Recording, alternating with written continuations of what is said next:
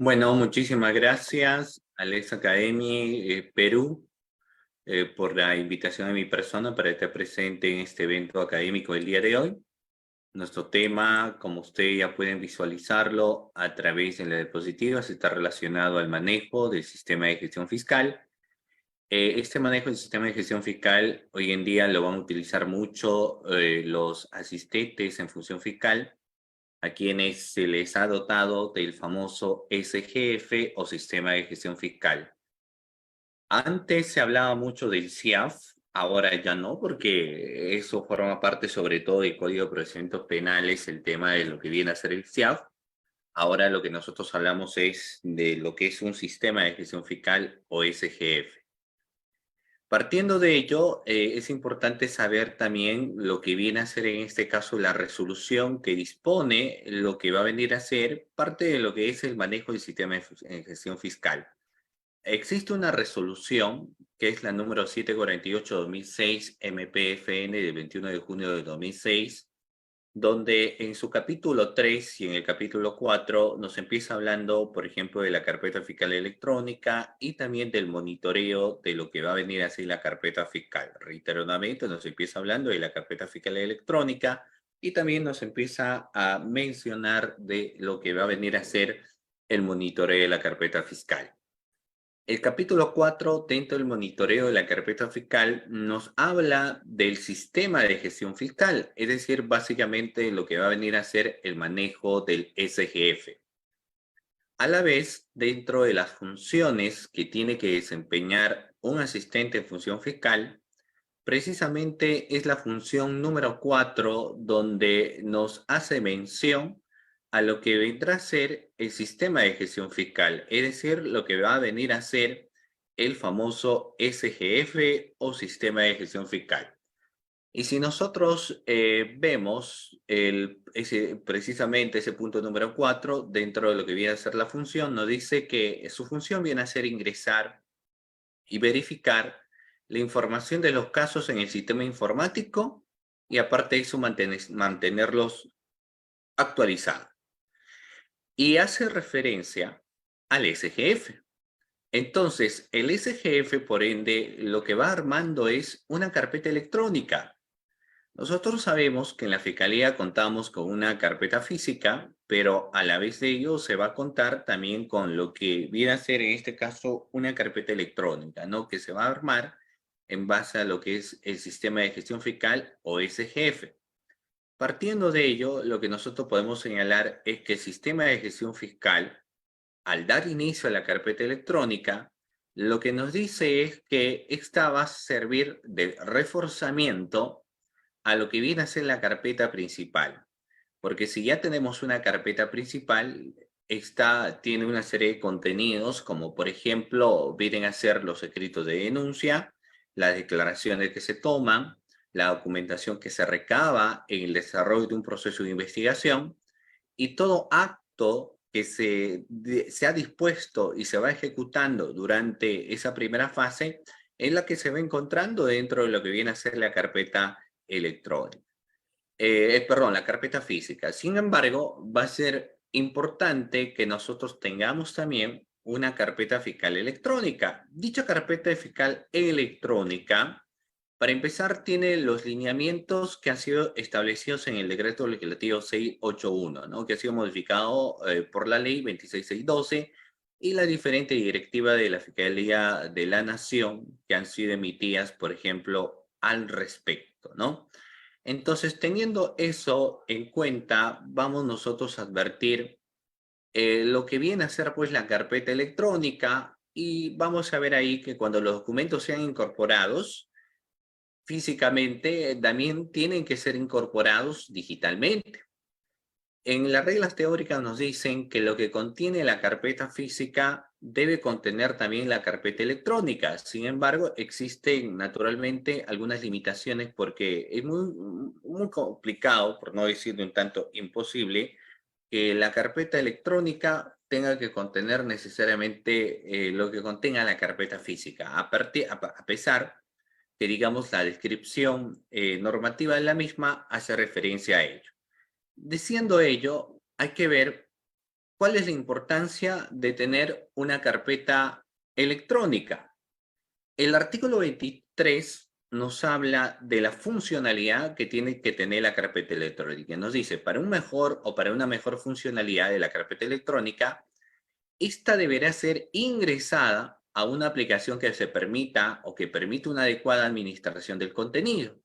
Dicho contenido podrá ser organizado metodológicamente de acuerdo con el criterio del fiscal y guardado en los cuadernos que disponga, nos dice el artículo 23, que naturalmente empieza haciendo referencia a lo que viene a ser la funcionalidad que debemos tener en una carpeta fiscal. Luego nos señala que la organización de la carpeta deberá verse reflejada en un índice temático y otro analítico, que señala en la carpeta el cuaderno y el oficio respectivo en el que se puede acceder la información que naturalmente tendrá que ser una información de interés. Ya el artículo 23 nos empieza hablando, por ejemplo, de lo que viene a ser la funcionalidad y nos dice que las actuaciones y documentos de la carpeta deberán ser organizadas sistemáticamente. Y para facilitar el uso de la carpeta electrónica, las piezas de la misma que se ingresan mediante providencia también deberán ser consignadas, permitiendo vincularlas a los temas relacionados para que puedan conocer las características de la carpeta según se vaya incrementando también naturalmente ello, ¿no? O sea, según la incrementación que podría existir, entonces ahí también van a darle pues lo que viene a ser la debida importancia y cuidado a lo que viene a ser la carpeta y en este caso cuando hablamos pues naturalmente de lo que viene a ser la carpeta electrónica. ¿Ok? Luego tenemos la confidencialidad del contenido. Para empezar, nosotros sabemos que el desarrollo de un proceso de investigación es confidencial, de que solamente tienen acceso los sujetos procesales, no cualquiera en ese sentido va teniendo acceso, sino que el acceso que van a tener viene a ser en ese sentido por parte de los sujetos que han sido, por ejemplo, debidamente apersonados en el proceso de investigación, ¿no? O sea, no sencillamente no cualquier persona, entonces podría tener el acceso que corresponde. Hay una confidencialidad. Pero estamos hablando, por ejemplo, en ese caso de lo que viene a ser la carpeta física. La carpeta física, como le decía, lo que va teniendo es ciertos límites, no cualquier persona va teniendo acceso a dicha carpeta, solamente lo van teniendo los sujetos procesales que, por ejemplo, han sido debidamente acreditados, ¿no? Ahora, mención aparte, naturalmente radica en el caso de lo que va a venir a ser la confidencialidad del contenido, pero de lo que viene a ser, por ejemplo, la carpeta electrónica, porque los únicos que tienen acceso a la carpeta electrónica, en este caso son otra persona, ni siquiera el abogado que ha sido debidamente apersonado, que está en el proceso, ni siquiera él tiene acceso, porque la confidencialidad que se tiene en una carpeta de esta magnitud, que en este caso viene a ser una carpeta electrónica, aún es mayor, ¿no? O sea, los índices y grados de un contexto de confidencialidad de esta carpeta son mayores, ¿no? O sea, es más, el único que tiene o podría tener acceso al contenido es solamente el despacho y nadie más, ¿no? Por la reserva exclusiva que se va teniendo en ese sentido en dicha carpeta. Ya la confidencialidad exclusiva que se tiene en dicha carpeta. ¿Ok? Muy bien. Sigamos. El artículo 26 lo que habla ya es del monitoreo y evaluación que se va a desarrollar a la carpeta electrónica. Y dentro de ello, el artículo 26 nos habla precisamente de ese monitoreo y evaluación de la carpeta electrónica. Nos dice, el registro electrónico de la carpeta fiscal deberá permitir, entre otras posibilidades, conocer el estado, ubicación y plazos de investigación, proceso y juicio. Es decir, a través de lo que nosotros vamos trabajando con nuestro sistema de gestión fiscal, nosotros vamos a poder ver el estado de cada proceso. Y dentro de ello está relacionado también al tiempo procesal. O sea, en primer lugar, gracias a mi elaboración o trabajo de lo que es el sistema de gestión fiscal, yo puedo percatarme si me encuentro ante un caso que es considerado caso simple.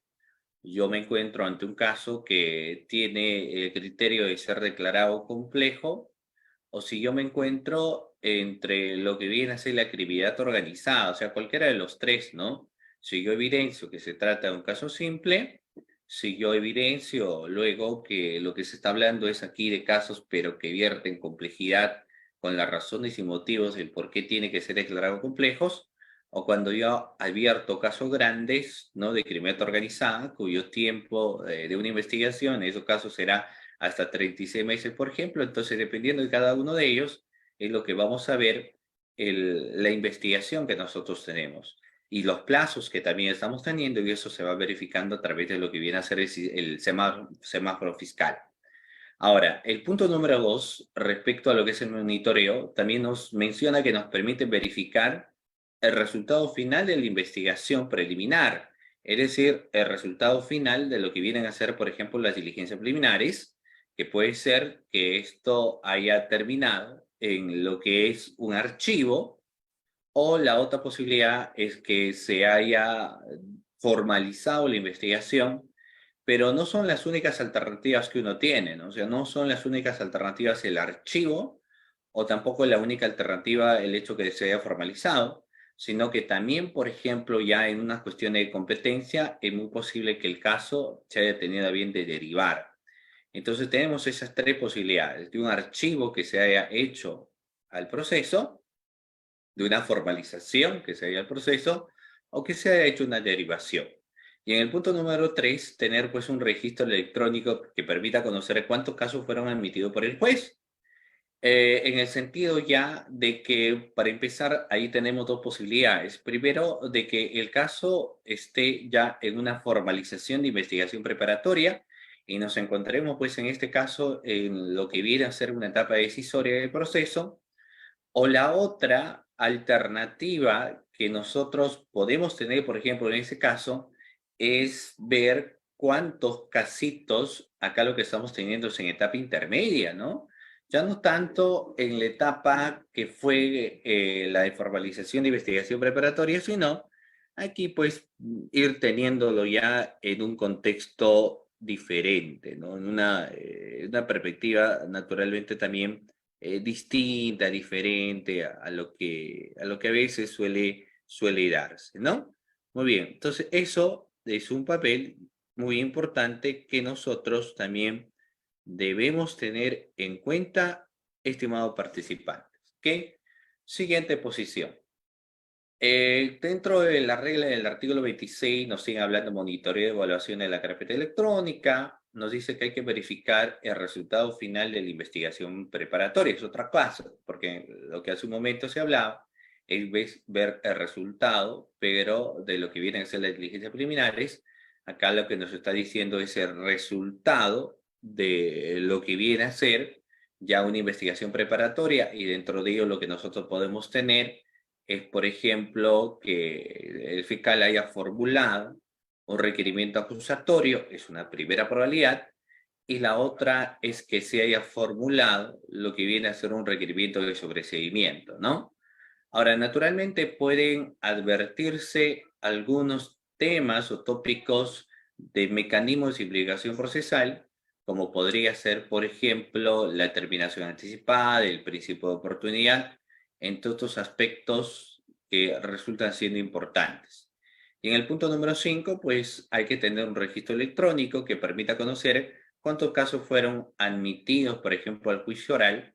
Eso también es importante porque ya procesalmente nosotros sabemos que no es que todo caso que nosotros vamos a iniciar como investigación necesariamente es un caso que va a tener que llegar a juicio oral, porque tiene que pasar en realidad por lo que viene a ser todo un proceso, y solo si amerita el caso llegar al juicio oral, entonces bienvenido sea. Pero si no, no, pues ya no es necesario, ¿no? Esa parte.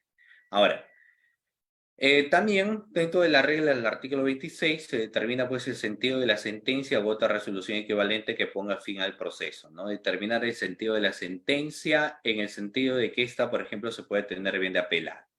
Y registrar los recursos de impugnación interpuestos y el resultado, que también viene a ser pues otra herramienta pero muy importante que nosotros debemos tener presente. ¿Ok? Muy bien. Ahora, ingresando un poco a lo que ustedes pueden encontrar dentro de lo que viene a ser el sistema de gestión fiscal, tenemos de forma virtual lo que va a venir a ser, por ejemplo, una mesa de partes. Dentro de esa mesa de partes se puede ver un registro del caso. Dentro de ese registro del caso, obviamente, la existencia de lo que son las denuncias nuevas y permiten eso hacer el registro de los casos nuevos, los que por primera vez pasarán a conocimiento de la dependencia. Al ingresar a otra opción, se visualiza pues la pantalla de ingreso de casos, ¿no? Hay diferentes casos que van a ingresar a lo que va a venir a ser ahora, por ejemplo, la denuncia, pero lo que yo quiero decir es que estas denuncias nuevas, en el sentido que llegan al despacho.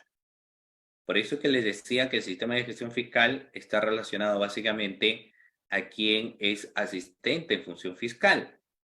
No estoy hablando del ingreso de denuncias nuevas que hacen a una mesa de parte, pero que es mesa de parte, por ejemplo, de toda la dependencia fiscal, sino que estoy hablando de una mesa de parte mucho más específica que está relacionado al despacho en situ, ¿no? A lo que viene a ser prácticamente el despacho en situ. Y dentro de ello, entonces se tiene que ingresar, obviamente, ¿no? Hay un ingreso que se va a dar y que estas van a ser incluso también por parte del fiscal provincial empezar a ser derivadas, no entregadas, ¿ok?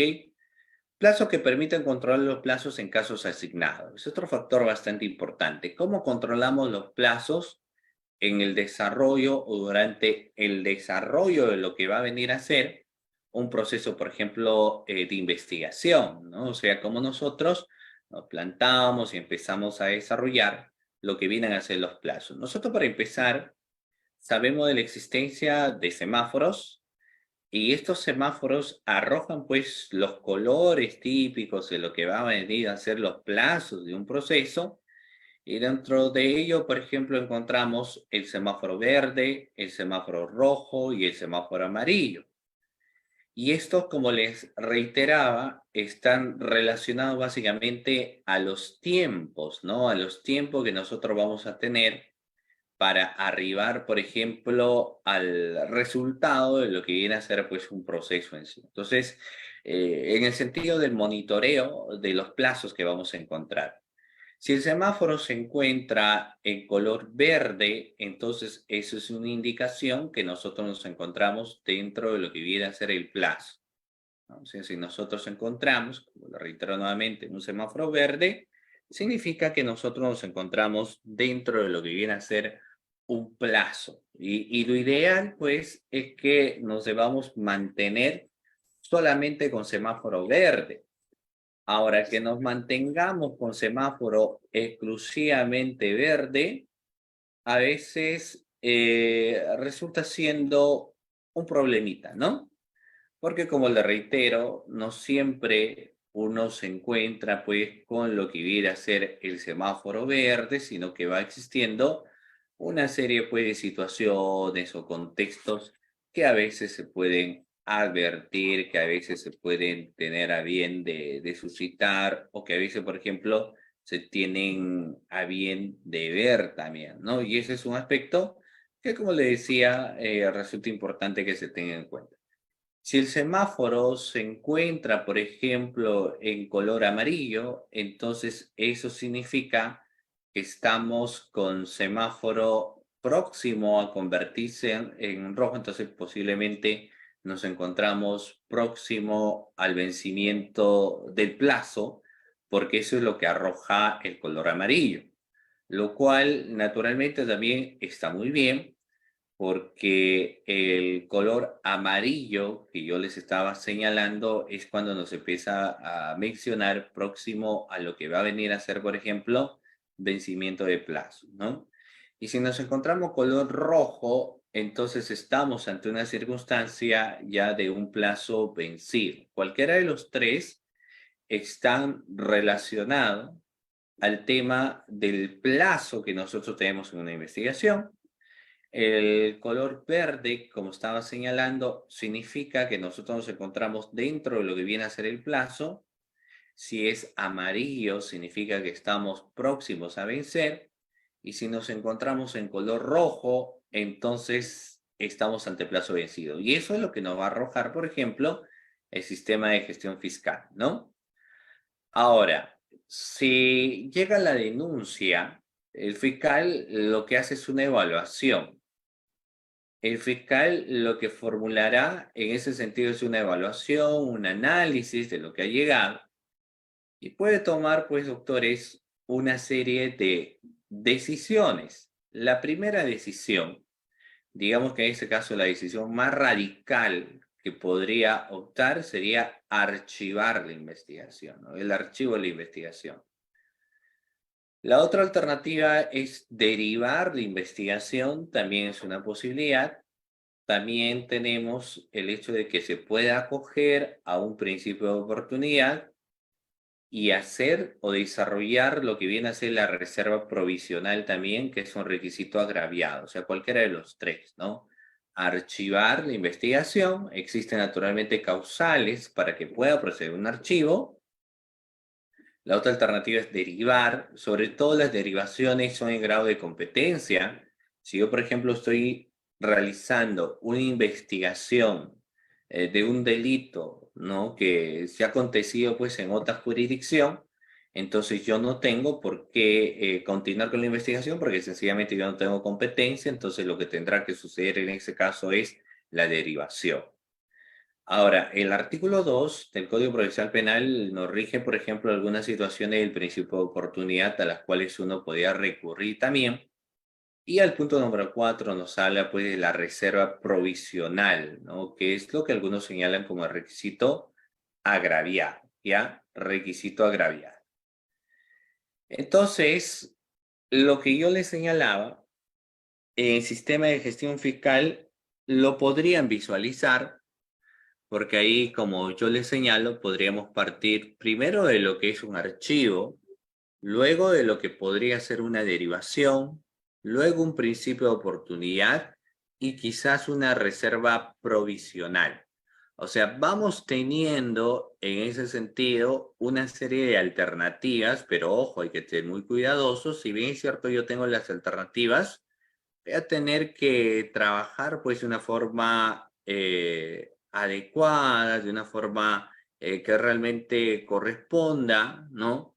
Para poder finalmente ver qué decisión o qué tipos de decisión yo puedo tomar y esto va a depender también de una serie pues de factores que yo debo tener siempre presente, ¿no? O sea, de una serie de factores o situaciones que yo debo tener en cuenta para ver si el caso, por ejemplo, del archivo, si el caso lo derivo, si el caso requiere un principio de oportunidad, o si existe o va a existir, por ejemplo, en ese caso, una reserva provisional.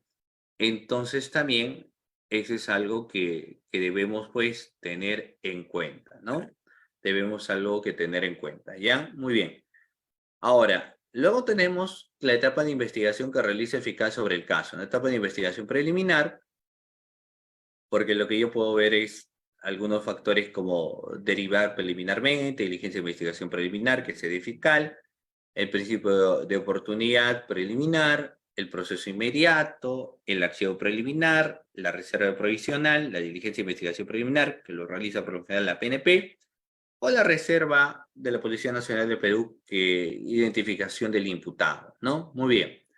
Ahora, dentro de ese sistema de gestión fiscal, puede ser que, que una de las decisiones que se ha optado, una de las decisiones que se ha tomado, es la de realizar la diligencia de investigación, pero que se van a llevar a cabo dentro de lo que viene a ser la sede fiscal, ¿no?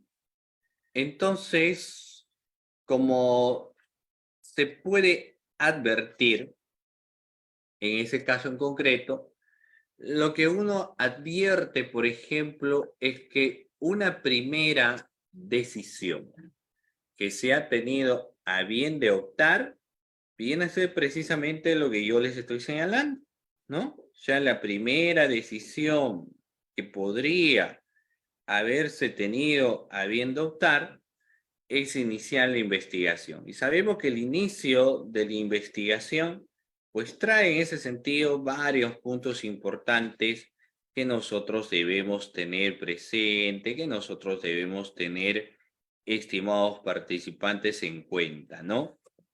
¿Y cómo es que resultan siendo, pues, esos factores importantes que nosotros debemos tener presente, ¿no?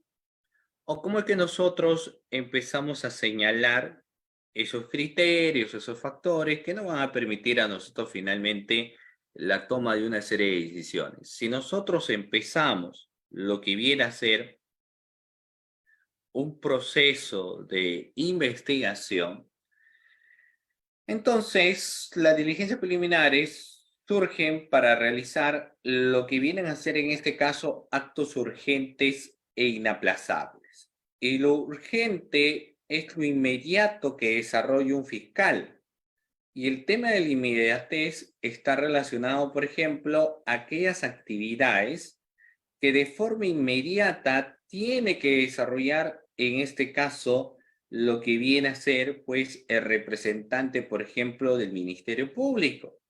Y esa rapidez o inmediatez resulta siendo, pues, doctores, de vital y gran importancia, y uno, pues, siempre debe tener en cuenta ese factor, ¿no? Y esos factores que yo les estoy haciendo mención son factores, pues, muy, pero muy importantes que nosotros debemos advertir o que nosotros debemos empezar a señalar. Entonces, las diligencias de investigación en sede fiscal son aquellos que se mostrará al inicio de haberse cometido. No se realiza una serie de diligencias que permiten esclarecer el hecho cometido.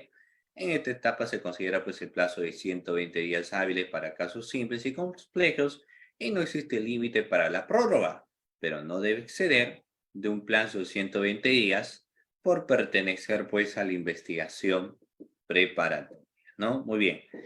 Entonces acá lo que nosotros tenemos, y como ustedes lo pueden visualizar también, es, digamos, esta diapositiva donde vemos lo que es la etapa procesal, una investigación preliminar, tenemos un acto procesal, que es una diligencia preliminar en sede fiscal, y ahí vamos teniendo todo ello, ¿no? Que incluso empiece el trámite, todo lo que conlleve el trámite, porque dentro de las diligencias preliminares lo que nosotros podemos encontrar son incluso también algunas reuniones previas que se han ejecutado, ¿no? Las reuniones previas, la citación de testigos, la diligencia de constatación, la notificación, el acta, la disposición, lo proveído, la declaración del imputado, la declaración del agraviado. Entonces, todo, por ejemplo, lo que se va ejecutando en ese caso, forman parte de lo que son las diligencias preliminares.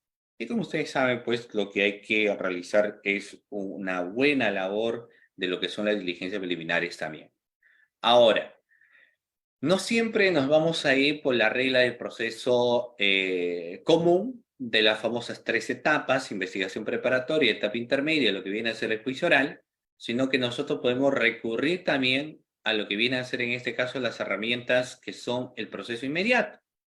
Dentro de las reglas en sí de lo que viene a ser el proceso inmediato, este proceso, pues, se da cuenta el imputado ha sido, por ejemplo, sorprendido y detenido en flagrante delito, o ha confesado, pues, la comisión del delito cuando los elementos de convicción acumulados durante las diligencias preliminares y previo interrogante de lo que sea el imputado, por ejemplo, sean evidentes, ¿no? O sea, tenemos que se da cuando el imputado es sorprendido en flagrante delito, detenido en flagrante delito y ha confesado la comisión del delito cuando los elementos de convicción que nos señalan que han tenido a bien de ser recabados y acumulados durante lo que son las diligencias preliminares y previo a lo que va a ser el interrogatorio del imputado, en este caso sean evidentes, ¿no? Si el proceso inmediato no es aprobado por el juez, entonces se procederá a lo que es la formalización de una investigación preparatoria. Caso contrario, el fiscal presentará la acusación que corresponde. Entonces, eso también es lo que nosotros podemos tener aquí, y dentro de nuestras herramientas que nos permite el sistema de gestión fiscal, como ustedes pueden ver, es que naturalmente el proceso inmediato se va a dar en este estadio de lo que son la investigación preliminar. Ahí tenemos el proceso inmediato y luego empezamos bajando porque tema notifica, recibe documento, existe un requerimiento de proceso inmediato, requerimiento de medida de coerción. Luego podemos ver si el PJ acepta el requerimiento inmediato, si el PJ rechaza el requerimiento inmediato, si se inicia el proceso, por ejemplo, de terminación anticipada, si se formaliza la investigación preparatoria, se continúa con la investigación preparatoria, si se repite el documento. Entonces, se van viendo todo ello, ¿no? Ahora, bajo esas mismas reglas que uno tiene de manejo del sistema de gestión fiscal anteriormente señalado, también podemos ver si cumple bajo las mismas reglas lo que viene a ser el archivo, pero ya en este caso, en lo que viene a ser pues el proceso en sí de investigación. Y luego podemos ver el archivo preliminar, ¿no? La investigación preparatoria, el archivo preliminar, y luego podemos encontrar, pues aquí más abajo, otros aspectos más, ¿no? Como viene a ser, por ejemplo, notifica, hay una disposición, existen providencias, existe un archivo donde cual puede señalar queda consentido, reciba documento, la eleva al superior el archivo, remite documento. El superior también tiene una serie de alternativas porque podría confirmar el archivo, o el superior podría, por ejemplo, en su defecto, en este caso, revocar también el archivo, ¿no? Y podría haber una apelación del archivo también, ¿ok? Muy bien. Ahora, como nosotros sabemos que la decisión de investigar no solamente se puede dar dentro de las diligencias preliminares, reiteradamente, la decisión de investigar no solamente se puede dar, estimados participantes, dentro de lo que vienen a ser las diligencias preliminares. Eso es algo que nosotros debemos tener en cuenta, ese es algo que nosotros debemos tener presente, ¿no?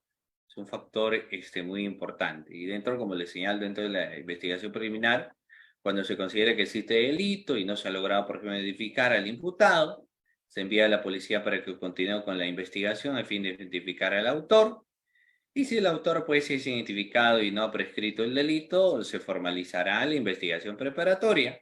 Si no, se archivará el caso definitivamente, ¿no? Entonces, en esta etapa se considera pues el plazo de 20 días hábiles para casos simples y complejos, y no existe prórroga alguna para lo que viene a ser eso, ¿no? Pero no debe exceder de un plazo, pues en este caso de 120 días, por permanecer, por ejemplo, a lo que viene a ser una investigación preparatoria, ¿no? Esta es la regla nacional del 96, página 96.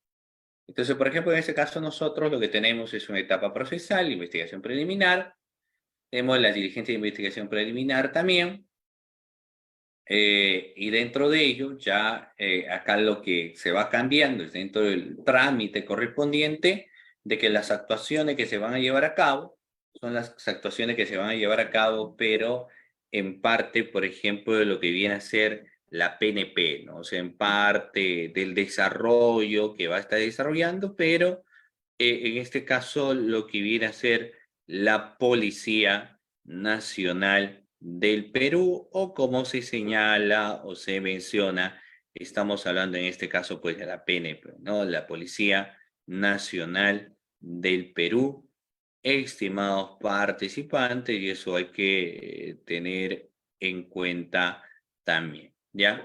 Muy bien. Ok, sigamos.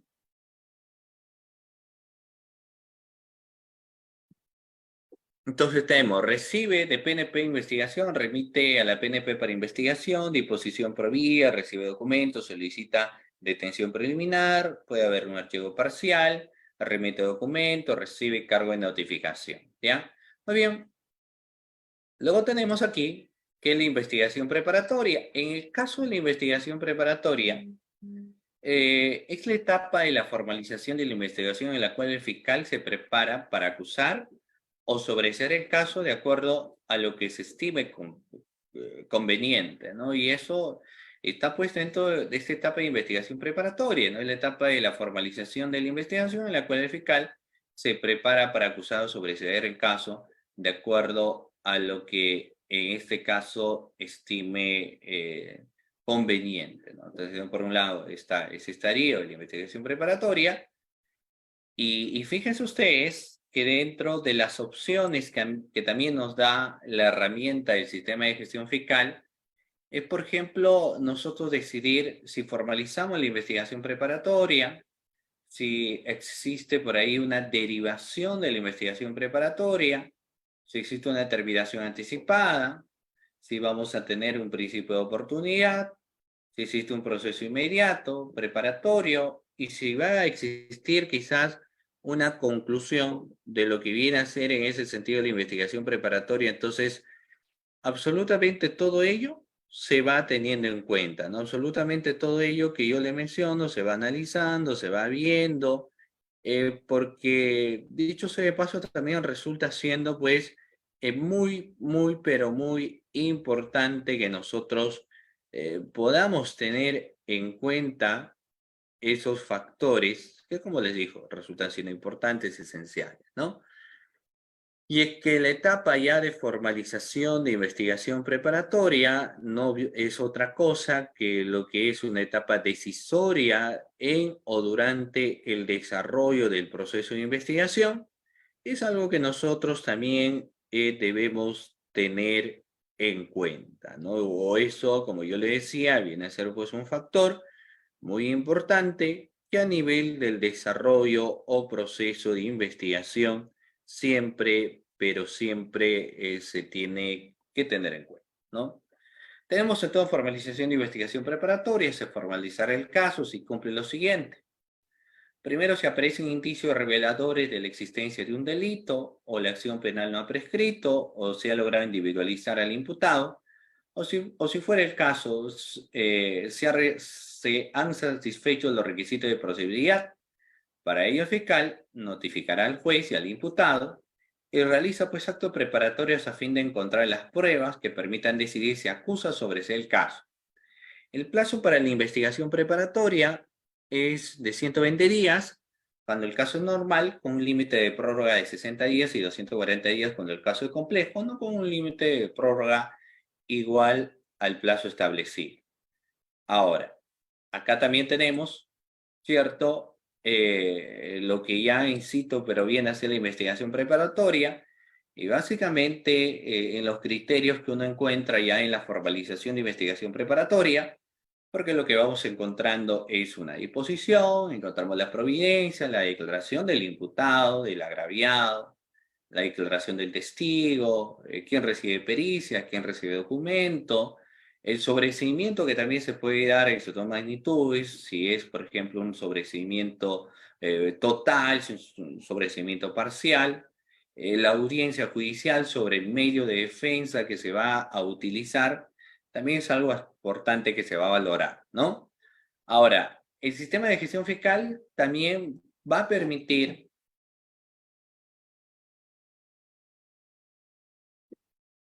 que nosotros utilicemos una serie de herramientas, como en este caso vendrían a ser, por ejemplo, los famosos requerimientos, ¿no?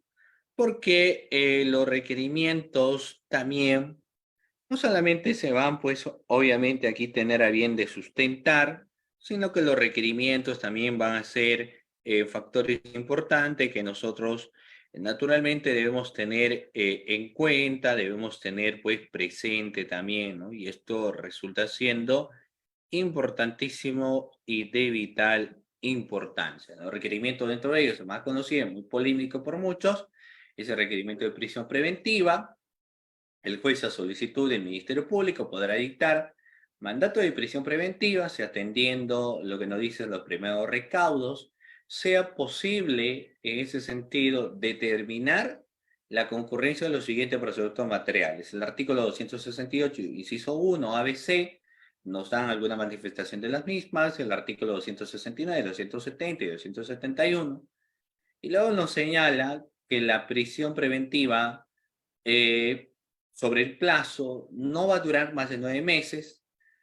Sin embargo, luego esto se evidencia que el tiempo procesal de 9 meses es en el caso simple, porque si es complejo, entonces lo que uno tiene es 18 meses como para poder formalizar o llevar a cabo una investigación, ¿no? Y ese es el tiempo que uno en ese caso en concreto va a tener. Y luego nosotros podemos advertir que quizás tengamos los casos ya de que complejos in situ, y eso ya no sean 9 meses, sino sean 18 meses, o en los casos ya más grandes, que se señala los casos de criminalidad organizada, que en este caso ya va a tener 36 meses en un requerimiento de prisión preventiva. Sin perjuicio de que los 9 meses que nosotros tengamos, lo podemos prolongar por 9 meses más, y si nosotros tenemos 18 meses, también hay una vía de prolongación, porque si son 18 meses, se podrían prolongar por el plazo de 18 meses más. Y si yo tengo el caso más complejo aún, que son los casos de criminalidad organizada, entonces de esos tiempos de 36 meses, yo lo puedo prolongar por 12 meses más, ¿no? Entonces, eso viene a ser, por ejemplo, ya un criterio de un nivel de plazos que procesalmente nosotros debemos tener siempre en cuenta, que procesalmente nosotros pues tenemos que advertir, tenemos que ver, y sobre todo de qué forma y en qué magnitud nosotros vamos dándole pues importancia a lo que vienen a ser cada uno de estos plazos o tiempos procesales, que es la que, por ejemplo, en este caso estamos teniendo a bien de señalar para cada uno de ustedes, ¿no? O sea, ya cuando empezamos hablando, obviamente, de los criterios o los tiempos procesales que se deben vertir, que se tienen que analizar, que se tienen que ver, entonces resultan siendo ellos de vital importancia. Acá tenemos ya a nivel de un requerimiento. Para empezar, los requerimientos de esta magnitud se dan cuando el plazo ya se encuentra debidamente formalizado, por eso que nos mencionan que se da en un estadio de formalización de investigación preparatoria. Y luego nos van dando algunas pautas bastante interesantes también, ¿no? Porque dentro de lo que viene a ser el marco ya en criterio de decisión, si yo tengo la etapa de formalización de investigación preparatoria, entonces puede existir una serie de posibilidades que también podrían advertirse, ¿no? ¿Y qué criterios o en todo caso situaciones de posibilidad nosotros podríamos advertir? Lo vamos a ver a continuación. En primer lugar, vamos a ver que yo o que nosotros podemos tener varios factores para analizar en ese caso in situ, ¿no? Que estamos mencionando. Por ejemplo, un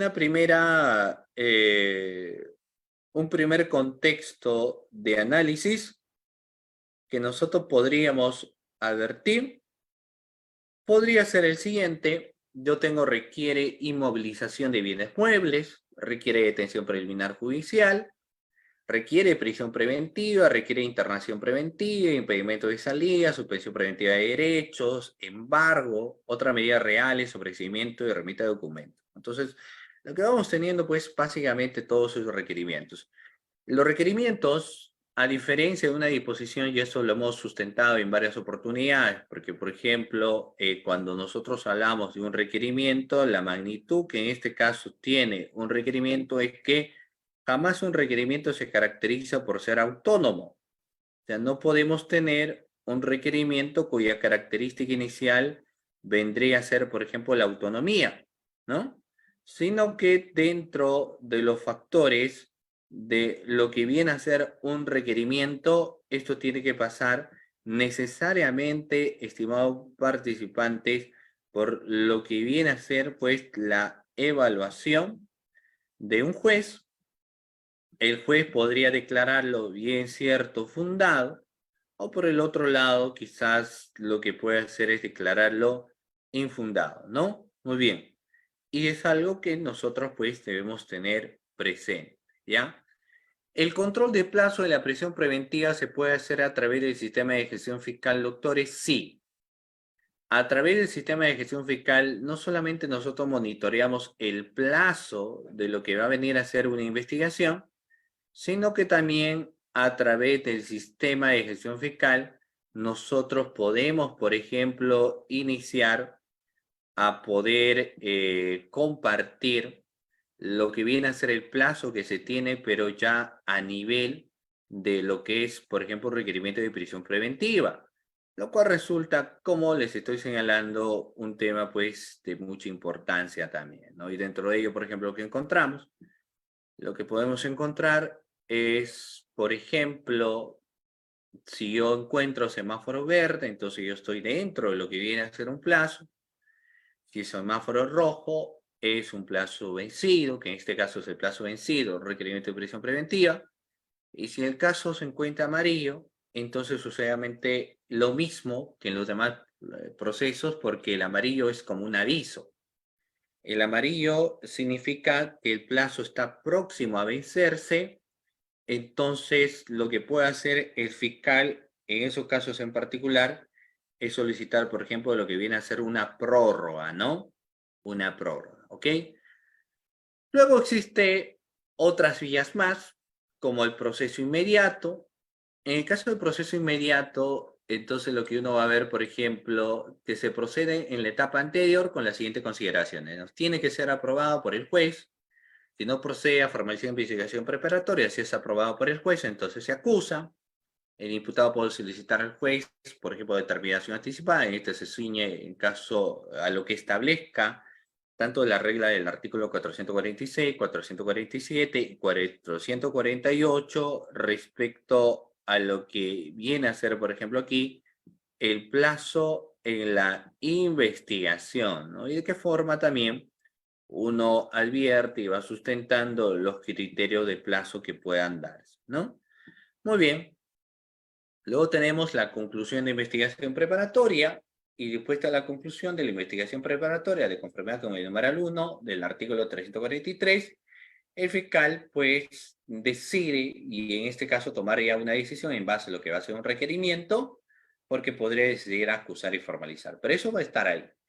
Entonces eso también en el sistema de gestión fiscal vemos, porque como ustedes pueden ver existe una herramienta en la cual se va a dar paso a lo que viene a ser a la conclusión de investigación preparatoria, y ahí las alternativas que uno tiene es la de poder formalizar la acusación, que les he dicho, siempre y cuando obviamente se cumplan los factores de exigencia también, o de emitir, por ejemplo, lo que es un requerimiento de sobreseimiento de ser el caso. Y luego se pase a lo que viene a ser la etapa intermedia, y en la etapa siguiente, a la formalización del caso, en ella se tiene pues tanto, por un lado, lo que se invierte en lo que viene a ser la acusación, o si no, en lo que es el sobreseimiento de la misma, si hay una acusación fiscal.